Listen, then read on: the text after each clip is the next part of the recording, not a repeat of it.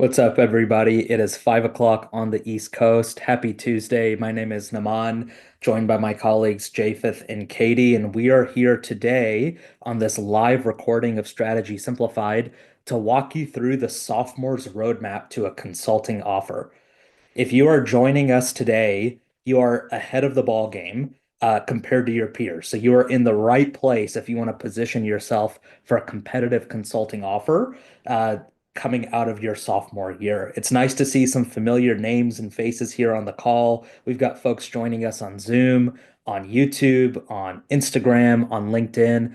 Welcome all. Thanks for kicking off your Tuesday evening with us. As you all are still joining us from all the different places that you're joining us and getting settled in for a fun and fast-paced hour, I do just want to make a quick announcement, and that is this. That our Black Belt cohort closes tonight. If you are new to management consulted and haven't heard about Black Belt, it is our flagship and personalized prep program. So for those of you on the call who already have the right work experience. You're just like, it's not packaged right on the resume. I have no idea how to navigate case or behavioral interviews. This program is for you. We have two See you spots on left. Friday. We have two spots left in the February cohort. It closes tonight and it kicks off tomorrow afternoon with a exclusive live training. So you can scan the QR code or click the link in the chat to learn more about the program. If you have questions about Black Belt and if it's right for you, you can go ahead and pop those in the chat as we're moving throughout today's call. And Katie, who is our Black Belt advisor, you'll be working hand in hand with her as you join the program. She's on the call today and she's happy to answer all of your questions and make sure it's the right fit for you. For a lot of you on the call today, Super Prep is actually the right program for you. So, for those of you who are 12 weeks out from recruiting or from interviews, and you still don't have the requisite experience to be considered a competitive candidate, Super Prep's for you. What we do in Super Prep is we walk you through the recruiting process hand in glove. We have a 20-week plan that we follow. You have a check-in call with us every single week. So for those of you who are planning on recruiting this summer, which is most of you on this call, the reason that we start the program now is so that by the end of the 20 weeks, you are ready for summer recruiting. And so we walk you through networking, we walk you through updating your resume and your cover letter, the digital assessments, case prep, behavioral interview prep, and the culmination of this program is a live consulting project experience that you are staffed on for 1 week in May. And you get to work with an MBB project leader. You get to work with a global team of six. You serve a real client who's asking you a strategic question. And that experience gets added to your resume at the end of the project. So if you need the recruiting help and the actual relevant experience to go with it, Super Prep is for you. There are 11 spots left in this spring's program. Again, link in the chat, scan the QR code. We'd love to have you join us. If you're at a partner school and you're joining us today, click the discounts tab in your account, and you'll save a couple $100 at least on these programs by going through your account. If you're not sure if you're in a partner program, just ask us. We'll let you know. We partner with 120 universities around the world. Chances are good you're at a partner program. So if you know, you know. If you don't know, ask us. We'll let you know and we'll hook you up with that discount. All right. Now that we've got those announcements out of the way, let's go ahead and dive into today's agenda, which is this. If you are a sophomore preparing to recruit for consulting, where do you start? What do you do? What does the strategy look like? So what we've done is we've identified the three A pillars of a great recruiting strategy: access, ability, and acceleration. And what I'm going to do today is I'm going to walk you through those three pillars. I'm going to give you some very actionable next steps to take. And we're going to talk about the key milestones for you to hit between today and the summer when application portals open for you. So just to make it really, really clear right up front, if you are a second semester sophomore right now, applications for your junior year internships will open up this summer, which means that you will be applying and interviewing for roles 1 year before you will start them, which is really crazy. Right now, we are like 16 to 18 months away from you starting your junior year internship. Now is the right time for you to start to think about how I prepare for these opportunities that are about to hit this summer. And we'll save plenty of time at the end for Q&A. Those of you who pre-submitted questions when you registered, we will give you priority in terms of answering your questions when we get to the end. So let's talk about these three A pillars to a great recruiting strategy. The first thing I just want to mention is that these are sequential and simultaneous. Okay, so you start with access, you then add on ability, and then finally you hit this period of acceleration. Really, even though you start with access, you simultaneously should be starting to build your ability as well. That's why when you join Black Belt or when you join Super Prep, one of the things that we do is we start working with you on your networking strategy, working with you on your resume, and also working with you on your interview prep right away so that you are simultaneously building the access and building the ability that you need to hit that inflection point where you finally experience acceleration. One of the big myths with this whole recruiting process is that you need the ability to have access in the first place. That's not true. Okay. So you do not need to be at a certain level of interview readiness. You do not need to be a even like an A plus candidate to start to think about how you talk to the right people and how you identify the right firms. Actually, one of the ways that you build ability is by pursuing access. And as you start to network, as you refine your elevator pitch, as you start to figure out more and more about this wonderful wide world of consulting, that actually gives you the ability that you need to become a stronger and a better candidate. So our recommendation for you on the call today is that you actually start with access. That's going to give you the motivation that you need to start to then build the ability that you need to become a top candidate. And when I talk about access, what I mean is this. You need to think about who the right people are inside of the firms to talk to, and you actually have to identify who the right firms are that you should be reaching out to begin with.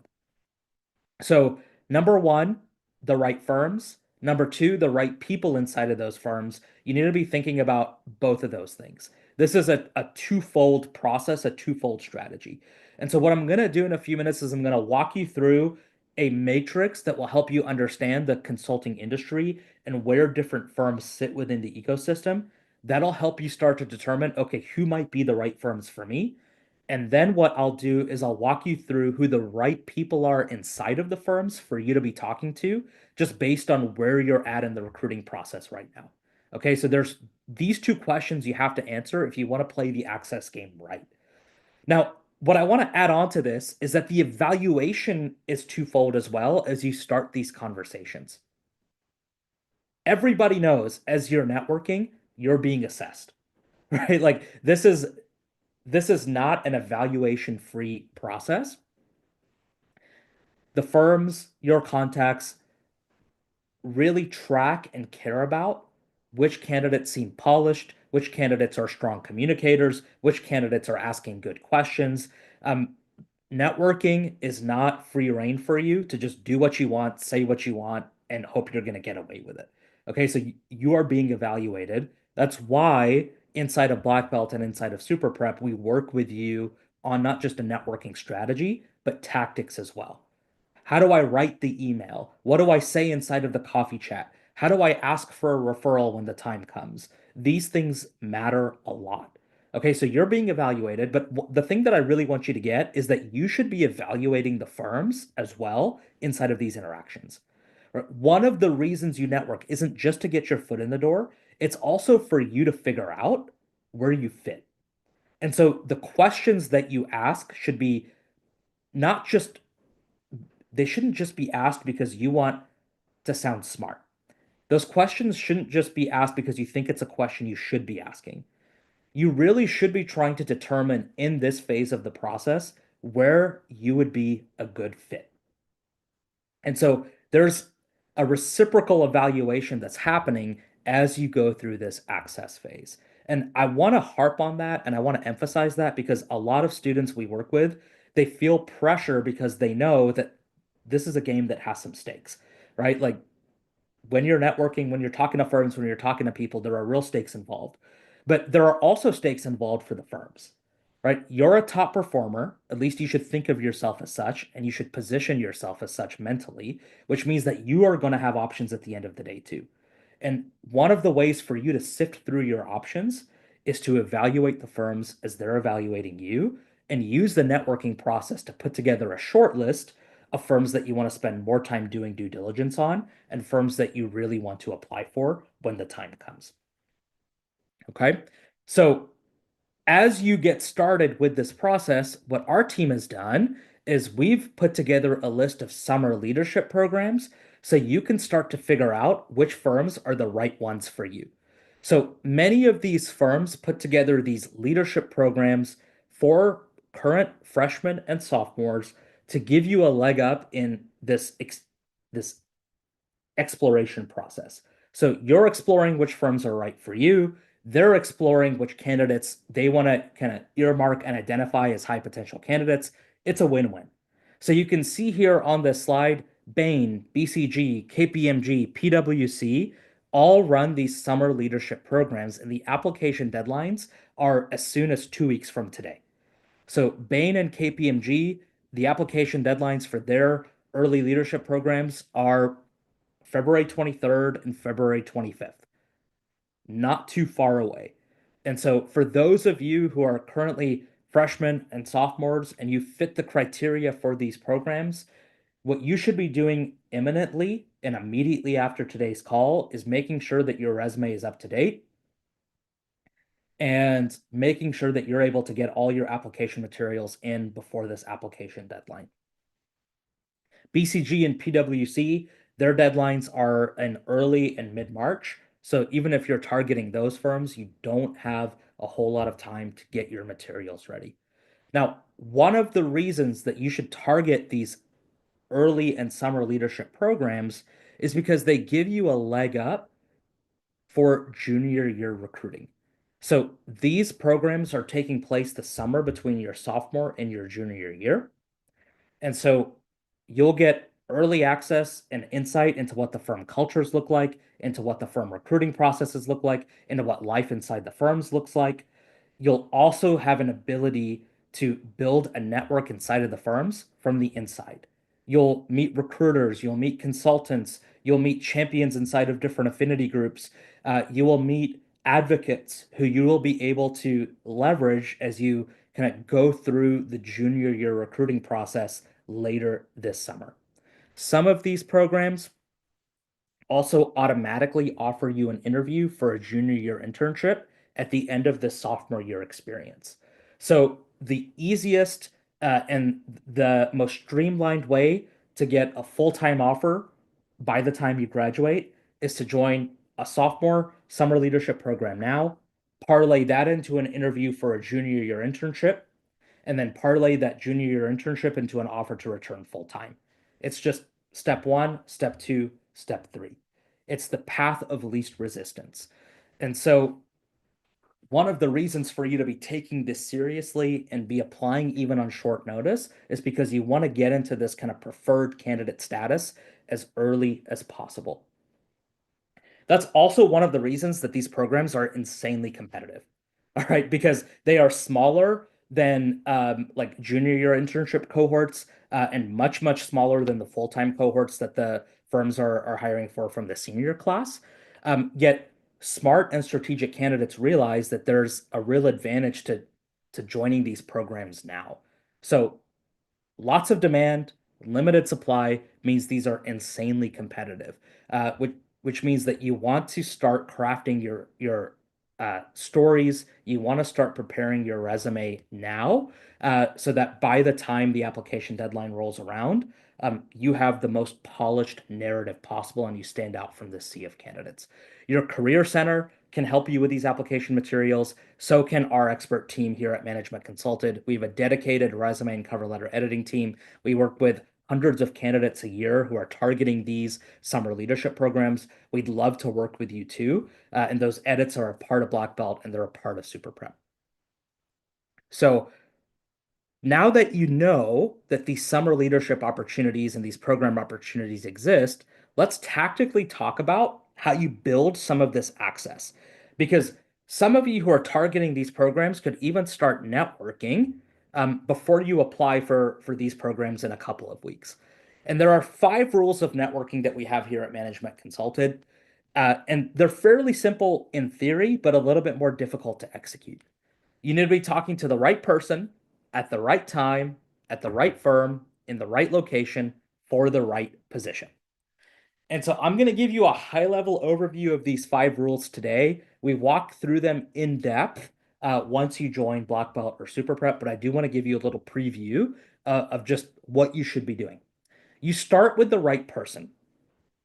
And so a lot of candidates make the mistake of spraying and praying, right? You send hundreds of LinkedIn messages out to random people at the firms and you hope that someone writes you back. And you haven't done a good enough job of identifying for the people you're writing to why, honestly, you're worth the time in their busy schedules.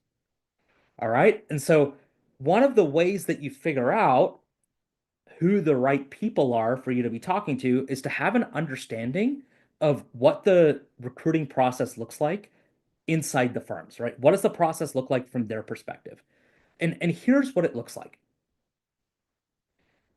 The professional consultants themselves, especially at the top firms, are the ones responsible for deciding who gets interviews.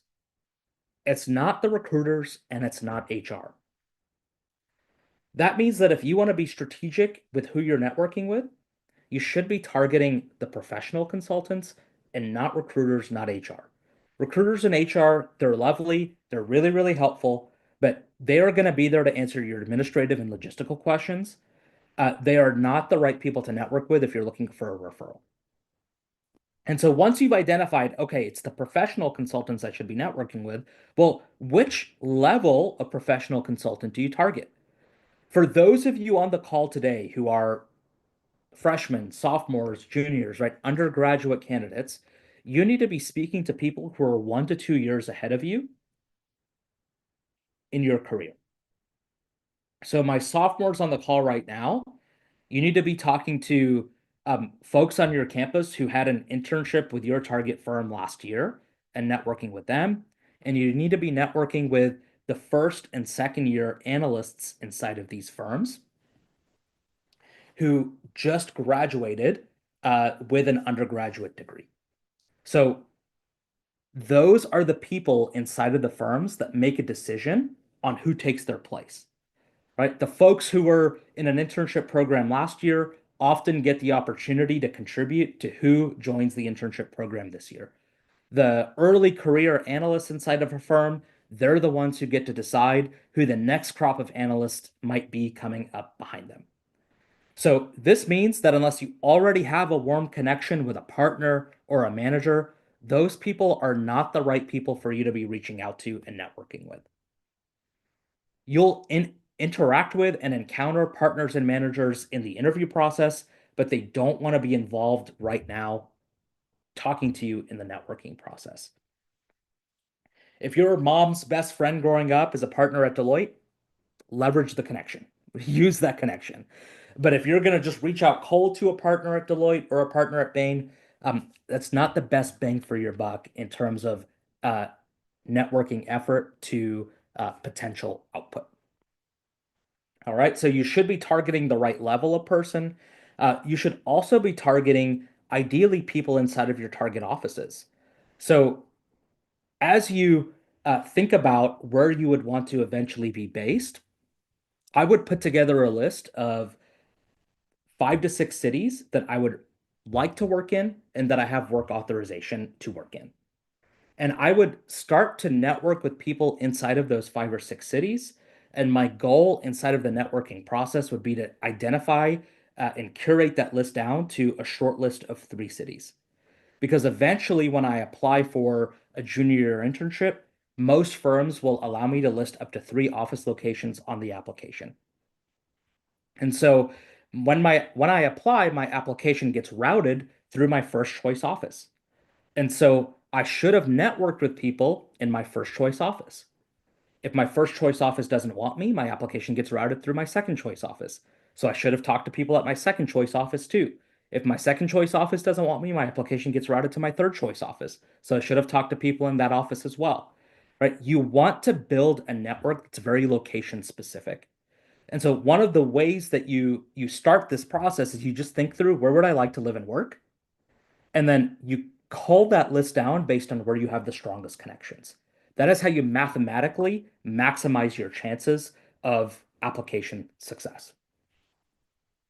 So that's how you start to think about who the right people are that you should be talking to and where they exist, like physically in the world. Let's talk about how to identify the right firms, right? Because that's the second piece of access. Now, when we at Management Consulted look at the industry landscape, we really break every single consulting firm out into one of four categories. All right, so I'm going to start you on the upper left-hand corner of the slide, and we're just going to move around the matrix. So you have firms that specialize in an industry but offer services across different practice areas. So what you take a look at this slide, a firm like LEK. LEK is an amazing firm. They do work across industries, but their bread and butter, their reputation is really in healthcare and life sciences. Now, inside of that healthcare and life sciences expertise, LEK can serve clients through strategy projects, through technology projects, through operations projects, through human capital projects. They work across functional areas. But they really, when they go to market based on their sector expertise more than they go to market based on a functional expertise. So for those of you who want to specialize in a particular sector or want to exit consulting one day into a leadership role in a very specific industry, targeting firms that have sector expertise might be the play for you. You also have internal strategy practices at places like Google and Capital One. Obviously, Google has a sector expertise. It's technology, it's search more specifically, it's cloud services, right? It's a lot of different subsectors that fall under the technology umbrella. So if you're at the internal consulting group at Google, you are obviously going to have an industry specialty, but you're going to work on projects across functional areas, strategy, operations, etc. The same is true for internal practice areas at firms like Capital One. And one of the benefits of these internal consulting practices is they offer really natural exit opportunities to P&L ownership inside of those particular companies. So that's category one in terms of a consulting firm or type of consulting practice. It's firms or practices that have sector expertise. Now, if you move to the bottom left-hand corner of the slide, you have other firms that have both sector and functional expertise. So there's an amazing firm based in Boston called Titan Partners. A lot of people haven't heard of Titan Partners, but Titan Partners works really specifically in the education space, and they really focus specifically on strategy projects for clients in the education ecosystem. Could be universities, could be textbook manufacturers, could be curriculum development companies, could be a lot of different players inside the education ecosystem. But their claim to fame is that they work in education and they work on strategy. That's it. So these are the firms that you're going to find that fit kind of the narrowest niches. But if you know that you want to be in the education space and you want to specifically be in strategy in the education space, that's a fantastic firm for you to go check out. Bridgespan Group is another. They work specifically in the nonprofit and the social sectors, and they primarily work on strategy related engagements. Now, moving over to the bottom right-hand corner of this quadrant, you have firms that don't necessarily have sector expertise, but do have functional expertise. So firms like Alvarez and Marsal, for example, amazing firm, fantastic comp. Honestly, they beat MBB on comp. If money matters to you, this is one firm you should check out. But their specialty is really bankruptcy, restructuring, and turnaround work. But they do that work across industries. And so if that kind of turnaround work is exciting to you and you care less about building sector expertise, Alvarez and Marsal, Alex Partners, FTI, those are firms that you might want to check out. Accenture, right, has built a claim to fame around its technology expertise. So almost everything that happens at Accenture, right, is adjacent to technology. They do technology strategy, they do technology implementation, they do a lot of work around technology, and they do it across industries. They work on those kinds of projects in the healthcare industry, in CPG, for the public sector, but they're often related to technology. And so that is Accenture's claim to fame when it goes to market. And so there are many, many firms that fit this quadrant of the market that have functional expertise, but not necessarily sector expertise.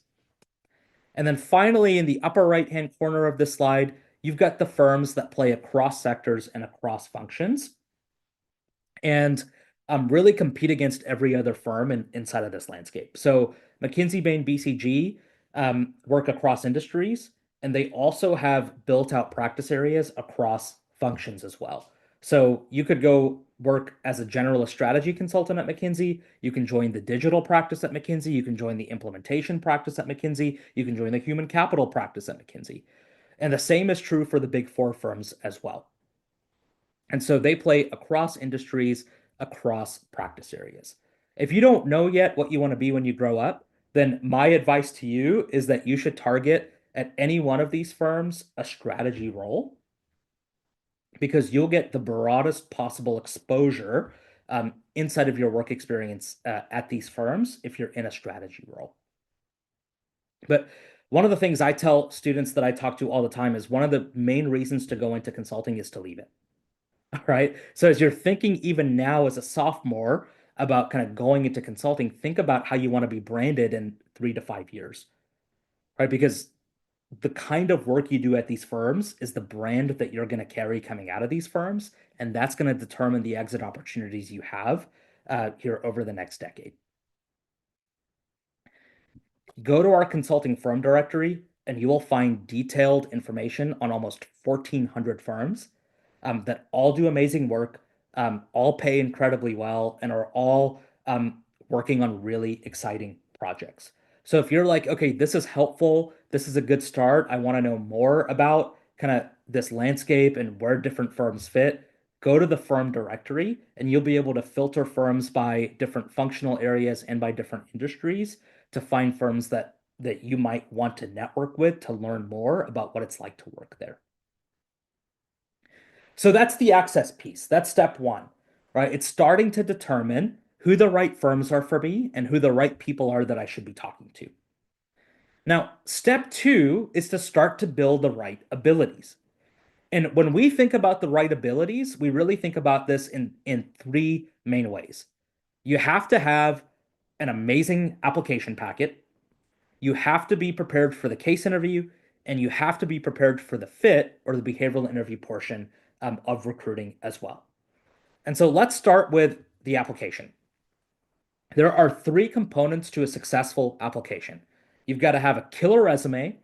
For most firms, they still require you to have a killer cover letter, and you have to be ready for the digital assessments.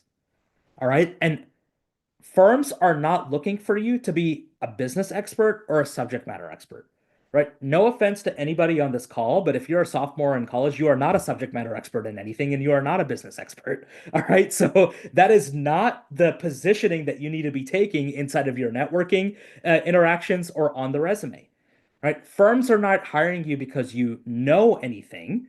They're hiring you because you have displayed transferable skills. Okay, and I'm going to talk to you about some of those transferable skills on the next slide. But that's how your resume needs to be positioned. All right? And that's good news for you because that means that you don't necessarily have to have done like a consulting project to display transferable skills. It's really helpful to have done a consulting project and it's easiest to tell that story, but you can build transferable skills in a lot of different places in a lot of different ways. And I'm going to give you some ideas in a few minutes of how you can do that.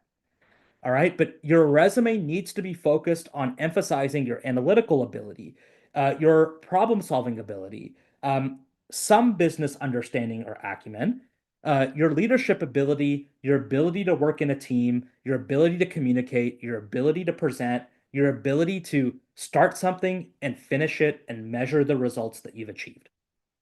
Okay. And you can emphasize those skills, you can build those skills in a lot of different settings. So that's the resume. And I'll show you some must-have sections in the resume as well here in just a minute. The cover letter should really be focused on building on the resume. One of the big mistakes I see candidates make with the cover letter is it's just a rehash of the resume, right? If I am skimming a cover letter for 8 seconds, I do not want to see the same thing I just saw in the resume. When I'm reading a cover letter or skimming a cover letter, I'm really assessing three things. Number one, I'm assessing whether you understand the culture of my firm. Okay, so one of the reasons that you network is so that you can name drop in the cover letter the people that you've talked to and what you learned about the firm that prompted you to apply. All right, so if I don't see a name, if I don't see a conversation referenced in the cover letter, I throw it out and I keep reading somebody else as I move on. All right, so kind of goal number one of the cover letter is to demonstrate that you understand the culture of that particular firm. And the only valid way to say that you understand the culture is that you talk to someone. Okay. You talk to someone on the inside. Reading something on the internet can be helpful. It can help inform some of the questions that you'll ask. But even learning something from management consultant is no substitute for talking to someone who's on the inside right now. That's number one. Number two, I'm assessing you on your storytelling ability. So I want to see two accomplishments built out on your cover letter, two accomplishments from your resume. There are maybe a bullet point or two on the resume. I now want to see them talked about in a full paragraph format. And I want to see what the context was of the problem that you faced, the specific actions were that you took to resolve that problem, and what the corresponding results were. And I want to see a 5 to 6 sentence paragraph building out that story with details that you didn't have space to include on the resume. Right? The cover letter is supposed to be a deep dive into a couple of your most impressive accomplishments that I noticed on the resume. And then number three, I read the cover letter because I want to assess your writing ability. There are two things that you will not learn inside of a training program in consulting. You will not learn how to write, and you will not learn how to sell. The good news for you is that you don't really have to know how to sell in consulting. You absolutely don't need to know how to be a clear and concise written communicator. And so I assess that on the cover letter, which means that your cover letter needs to be crisp, it needs to be concise, it needs to be 1 page max. All right, and it needs to flow as one narrative. The third piece of this application phase is the digital assessments. All right, more and more firms are incorporating digital assessments into the application process. Digital assessments take one of two forms. They are either SAT type tests or they are Sims like video games. All right, and so I don't have the time today to unpack like every single digital assessment at every single firm. All I'll say is this: the best way to prepare for digital assessments is to prepare for case interviews. All of the skills that you're being assessed for inside of those tests, right? The ability to make decisions quickly, the ability to evaluate trade-offs, the ability to sift through a large amount of data are the same skills that you build as you go through case interview prep. Okay, so if you work with us in Black Belt or in Super Prep, we'll work with you on your case interview skills, and you will naturally be prepared for the digital assessments you'll have to see as well. And we'll also give you just some insider knowledge on the format and the process that you can expect, so you're not surprised when you open up one of those tests. All right, you can see here on this slide that I've got a little middle section for GPA and test scores. All right. And you'll notice that like in this 5 minutes that I've been talking about applying, I haven't mentioned GPA and test scores once. All right. Like a lot of candidates overweight their importance. Okay. But I've got it here because I know you're going to ask me about it if I don't mention it. All right. So I'm just going to mention it now. All right. Like for most firms, kind of the GPA cutoff is 3.5. Okay. Like for most of the top firms, that's the GPA cutoff. Now, does that mean that if your GPA is lower than 3.5, you're automatically like ineligible for some of these roles? Absolutely not. Networking is the great equalizer. Okay. And we have worked with literally hundreds of candidates over the years who haven't technically met the GPA or the test score thresholds and gotten interviews and gotten offers. Okay. So don't disqualify yourself, but that does mean that you are going to have to network to kind of balance out the equation. Everyone should network, but if your GPA is a little bit lower than 3.5, you absolutely should network. All right. Usually GPA and test scores are used as a tiebreaker, right? If you have a 4.2 out of 4.0 GPA, like I'm not interviewing you just because of that. That by itself is not like super impressive, right? Like good for you. I'm glad you have a high GPA, but like that's not the reason I want to talk to you. But if I have two candidates that are really, really kind of even and neck, and I need some data point to decide who gets an interview and who doesn't, right? Then my first tiebreaker is going to be, did someone at our firm talk to one of these people? The person that networked, right? They're the ones who are going to get the interview invite. My second tiebreaker is going to be if I need to go to a second tiebreaker, right? It's going to be GPA or it's going to be SAT or ACT score. All right. So they're important data points for the firms, but they are not the end all be all. Okay. So what should your resume include specifically? There are three sections that absolutely 100% need to be on your resume, like bar none. Okay. Education, experience, and leadership. Right. And this is geared towards undergraduate candidates specifically. So if you're on this call and you're not an undergrad, um, talk to us and we'll let you know kind of how much of this applies to you and how much doesn't. All right. But education should come first on your resume because you are currently enrolled in a degree program. And here are some of the things that firms care about. All right. They care about pedigree.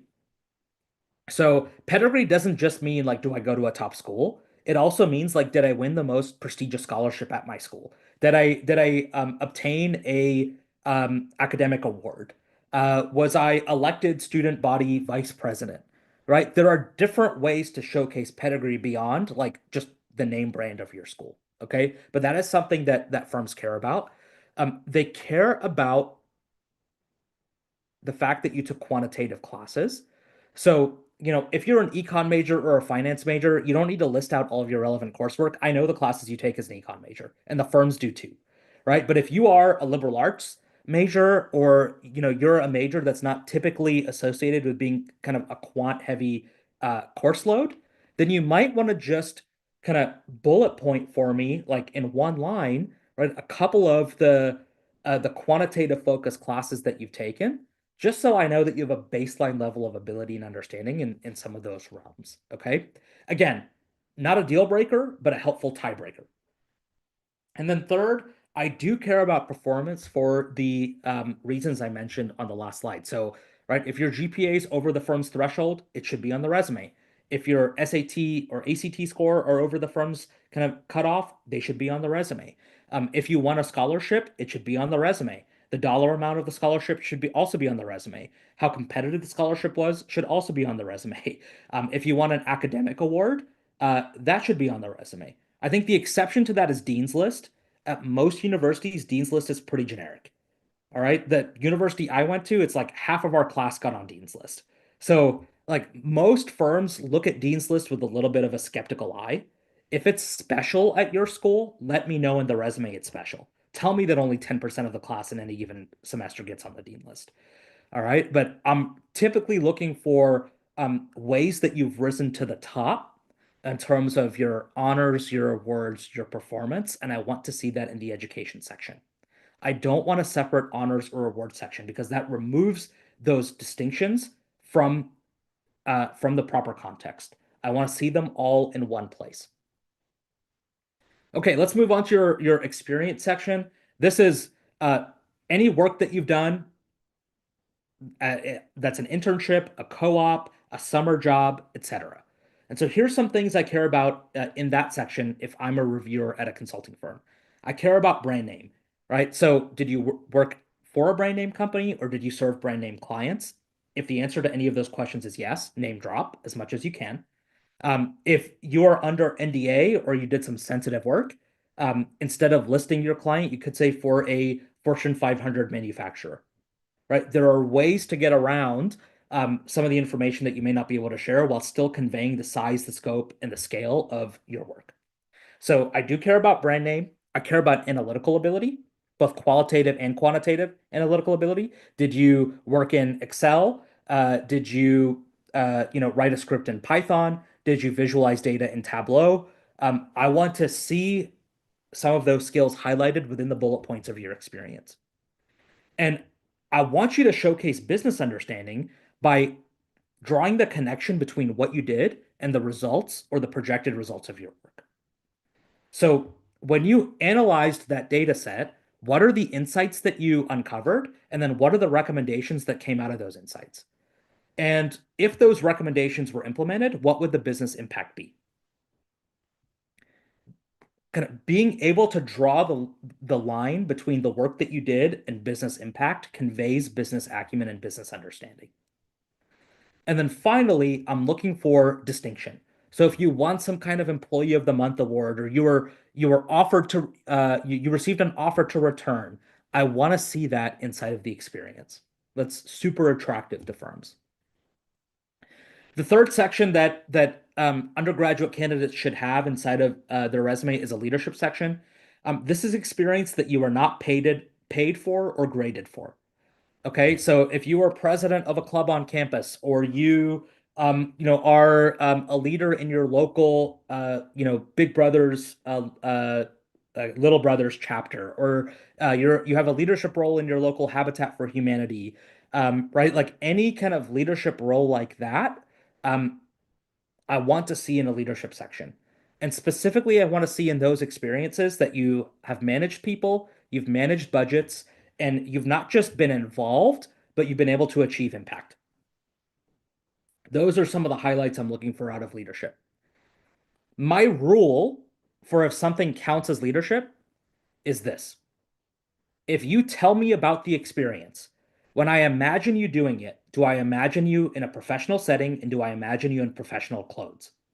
Okay. So like being captain of the soccer team is great. It's not a leadership experience that like deserves like a fully built out entry inside of the leadership section. Because when I think of you captaining the soccer team, I think of you in a soccer kit. I don't think of you in professional dress in a professional setting. So that's your filter for if the experience you're thinking about actually belongs in the leadership section or not. So some of you might be thinking, okay, Naman, this is super helpful. Like I know some of the experience that I ideally should have, but I don't have it right now. So like, what do I do to build some of that experience? All right.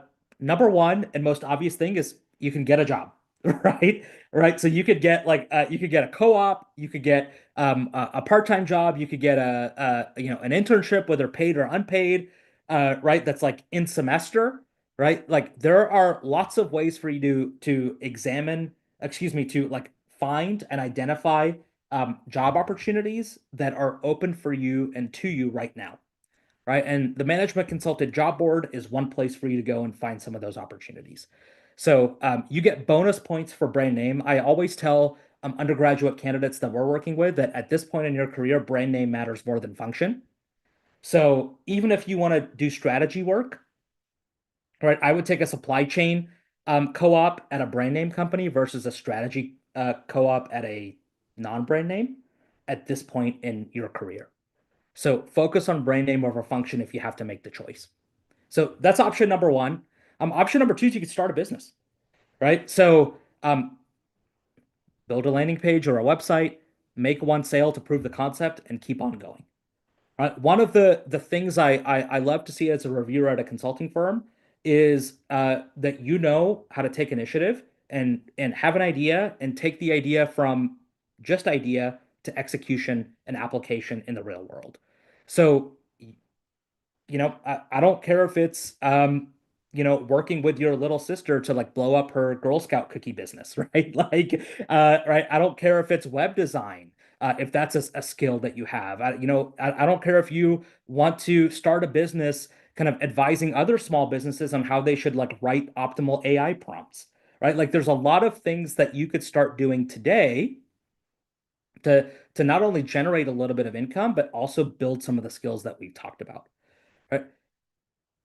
You just want to make sure that like if you're going to go the entrepreneurial route, that you're actually number one, generating some kind of revenue, and number two, like out in the real world, talking to customers, talking to clients, talking to partners. When you tell me about your business, when you tell me about your entrepreneurial venture, I don't want to think, oh man, this person just sat in bed all day in their pajamas and wrote code, right? Like that's not necessarily the type of entrepreneurial venture that is going to be the most resonant for me if I'm a reviewer at a consulting firm. Number three, you could offer a free project. I have some of my kind of executive coaching clients that are building their own independent consulting practices that have found this to be a really, really valuable kind of business development tool. And for you, this would be a really valuable consulting skills building tool, which is just go to the business down the street and say, hey, right, I would love to offer you a free 1 week project and kind of size the local market for you. Or I would love to offer you a free 1 week market. Can I do a competitive landscape analysis for you? Right. And kind of give you some insight into what all the other bookstores in our town are doing and how they're competitively positioned against you. Right. You could go to local businesses, you could go to nonprofits. I've never known small businesses to say no to free work. Right. And so you don't have to get paid for this project for it to be meaningful. I would say for it to be meaningful, you have to put a deliverable together. So put a slide deck together and you have to present it to the business owner. Okay, so set those parameters ahead of time as you're offering the project. Right? I'm doing this to build skills. I want this to be a win-win. One of the things that I need this to be is that I need to be able to sit down with you at the end of the week and I need to be able to present this to you. I need to be able to walk you through it and answer your questions. Okay, that's not just going to give you valuable reps for what you'll do in consulting, but it's going to give you a really valuable story to share in the networking process and to share in the interview process when you get there. And then fourth, if you don't want to go find your own work, you can join Super Prep. One of the values of Super Prep is we do that hard work for you. We've identified the client, we've scoped the problem, we've built the project team, we've given you an MBB mentor. All you have to do is show up and be a part of the team. All right. And we'll give you a work stream that you get to own. You do the analysis, you own the slide building for that work stream, you present it to the client at the end of the week, and you answer their questions, you get feedback. All right. We have, to this point, never ever had a consulting experience and project that we've run where the client has not implemented the recommendations that our teams have brought. And we've been doing multiple projects a year for many, many years. And so one of the other benefits of Super Prep is that you already know that the work that you're doing is going to be applied in the real world. And that just makes your stories more powerful when you're in the interview process talking about your experience. So that's step one, right? You got to build a resume, build a cover letter. And so we talked about tactically how to display those skills and also how to build some of those skills. Step two is preparing for the case interview. And we talk about this ad nauseum inside of our prep programs. So I'm not going to walk you through, I don't have the time today to walk you through like the anatomy of a case. I'm just going to tell you this. All right. A case interview is a type of interview where you are solving a real world business problem, often based on a project that that firm has actually completed. It took that firm 6 months to complete that project. They're asking you to solve the same problem in 20 to 45 minutes. Okay. That's like in essence what a case interview is. Now, because of that, that means that you are not assessed in a case interview on how right you are. Because you're not going to get to a place in 20 minutes that took a team of 6 consultants 6 months to get to. Okay. What you are being assessed on is your ability to structure a problem solving approach to an admittedly ambiguous problem. How do you take something that's really ambiguous and put structure behind it? That's number one. You're going to be assessed on your ability to, number two, analyze data. You're going to be assessed on your ability, number three, to communicate your thought process clearly in a way that your interviewer can follow it. Okay. And so that's what our coaching focuses on inside of our prep programs is we walk you through each distinct piece of a case interview. We walk you through what the firm's expectations are. We walk you through how long each piece should take you. We walk you through kind of what the steps of the dance are. And so you know what the interviewer is doing, you know what you're supposed to be doing. And then we work on building those transferable skills that you can display inside of each piece of the case. All right. So right now, all I want you to know is that case interviews aren't about being right. They're again about displaying some of those skills that I just mentioned.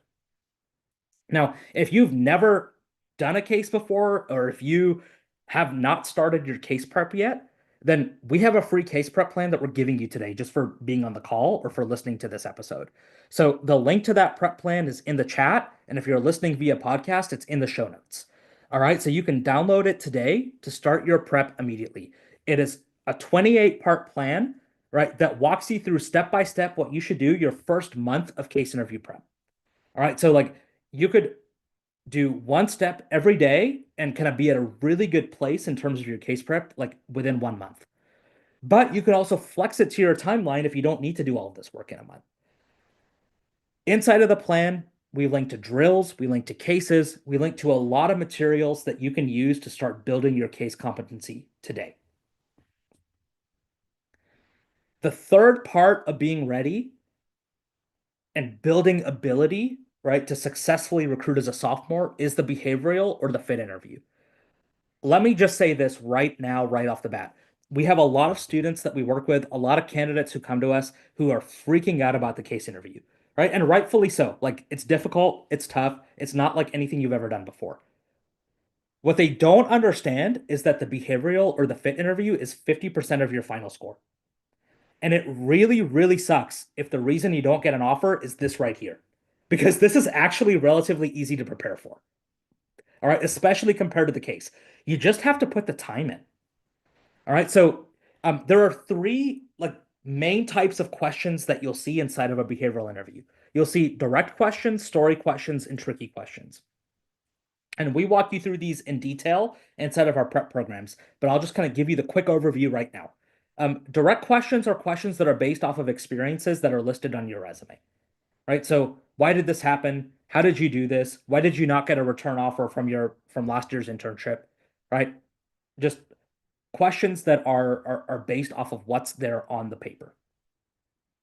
Story questions are a little bit different. They are questions like, tell me about a time when dot dot dot. Tell me about a time when you faced an ethical dilemma and how you handled it. Tell me about a time when you had to work with a difficult teammate. How did you resolve that issue? Right? Story questions. And then you have your tricky or your curveball questions. Where do you see yourself in 5 years? What are your greatest strengths? What are your greatest weaknesses? Right? Tesla just, announced its Q4 earnings. What do you think about the fact that they beat on deliveries but missed on revenue? What does that tell you about what's happening at Tesla? Right? So questions that you might not expect. Why should we not hire you? That's one of my favorites, right? And so questions that kind of come out of left field that if someone hasn't kind of prepped you for those, if you haven't gotten some reps in around kind of how to answer those, can trip you up. So these questions and this interview makes up 50% of your final score. Make sure you have 12 to 15 stories prepared to address these kinds of questions before you walk in to any interview. All right, we'll help you do that inside of the prep programs if you want to work with us. Last couple things I want to mention, and then we're going to get to questions.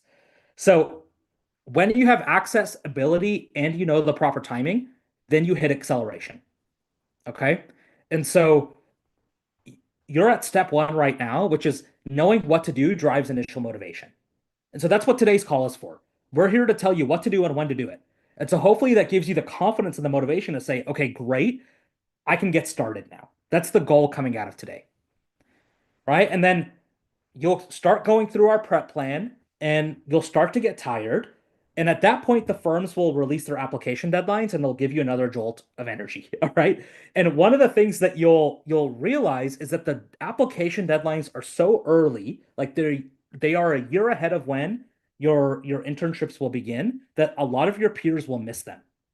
And because you're on this call today, right, like you will have access to opportunities that you wouldn't have had access to otherwise, just because of how accelerated this timeline and this process is. So, like, stay involved and engaged with what we're doing at MC, and we'll make sure we pass those deadlines along to you. And that will give you opportunities that others don't have access to just because they're not aware. All right, we have an application deadline tracker on the website. We'll share that with you. You should bookmark that page. And then the third piece is that community support is going to give you the endurance that you need to make it to the end. This is a long and difficult journey, and if you go it alone, it is easy to give up. All right. And so, like if you're at a partner school of ours, you have access to our university community. And there are hundreds of students inside of our university community who are undergoing the same journey that you're undergoing. So even if you never pay us a dime, you have access to that community because of your school's relationship with us. You should get in there and interact with other people. You should find case partners. You should ask questions. You should learn from other people's experience. You should like know that you're not in it alone because that will keep you going, right? And if you want kind of more hand-holding and more intentional support, that's one of that's one of the reasons we're here, right? So you have Katie on the call today. She's our black belt advisor. She went through the same process. She was a black belt with us years and years ago. She went to BCG. She got promoted at BCG. Like she knows what she's talking about. She's incredible, and she's been on both sides of the table. She's been a candidate and she's been an interviewer, and she can kind of give you the insight that you need, the guidance that you need, the encouragement that you need to stick at it, because she knows what it feels like to go through this process. I'm gonna pop this slide up and leave it up for a minute just so you all can take a screenshot of it if you want. But these are the milestones that we want you to hit and when we want you to hit them to ensure that you're prepared for summer recruiting. Okay. So your job coming out of today is to start to research firms. By next month, you should be starting to make networking calls. All right. And we have a lot of materials on the website that walk you through how to do the outreach, what to say when you're on the calls, how to ask for a referral. Right. That material is there on the website. We also coach you through it in our prep programs. But that should be happening in March. You should be refining your resume and cover letter in April. And then you should be starting your interview prep, uh, you know, uh, simultaneously, like as you go through this process in February, March, and April, and you should be adding on your behavioral interview prep in May towards the end of the process. That will ensure that you're ready to drop your resume in June and that you're ready for interviews that are going to start taking place in July. All right, so that's the timeline. And you can see at the bottom of this slide kind of how our prep programs are structured and kind of what you would do at each phase of the journey if you work with us. All right. So like what we'll if you join one of our programs, what we'll do this month is we'll have a strategy call with you and we'll give you some firm recommendations and we'll build a networking plan for you. Right. We'll then make sure you're ready to be having one networking call per week next month. We'll edit your resume and cover letter for you by April. We'll work with you one-on-one on case and behavioral interview prep. You'll have a dedicated MBB coach who's kind of working you through a prep plan and program. We'll make sure that you drop your resume on time in June, and we'll make sure that you're ready to interview with confidence by July, because you'll know that you're ready. Because someone like Katie would have told you, hey, you're ready. I know what a good candidate looks like. All right. So that's kind of what the weekly or the bi-weekly cadence would look like if you were going to start working with us today. I'll leave this up just so y'all can see kind of how we help you identify the access, the abilities, and the acceleration that you need to maximize your chances of success.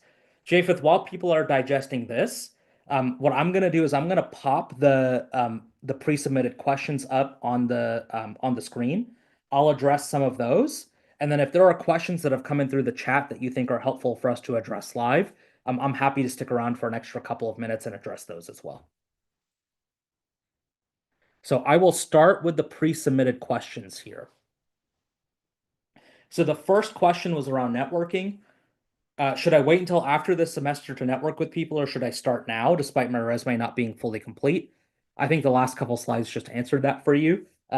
You should start networking this semester. We've already walked you through what the general timeline is like for networking as well. Do you specifically ask for referrals and networking calls? That's the third question that came in. The answer is yes. All right. And so the culmination of every networking call with a professional consultant should be an ask for a referral. Uh, Generally speaking, my script for that is something like this. Katie, thanks so much for your time today. The answers to my questions really kind of confirmed for me that BCG is a firm that could be a great fit for me. Would you feel comfortable referring me for the associate intern role? That's the kind of language that I would use at the end of the call. And right, my contact can give me one of two answers, yes or no. If the answer is yes, great, we can talk about next steps. If the answer is no, that's still a win for me because I can ask that person for really candid and honest feedback on what I can do to improve between now and the time that I apply. But you don't get that feedback if you don't ask for a specific referral.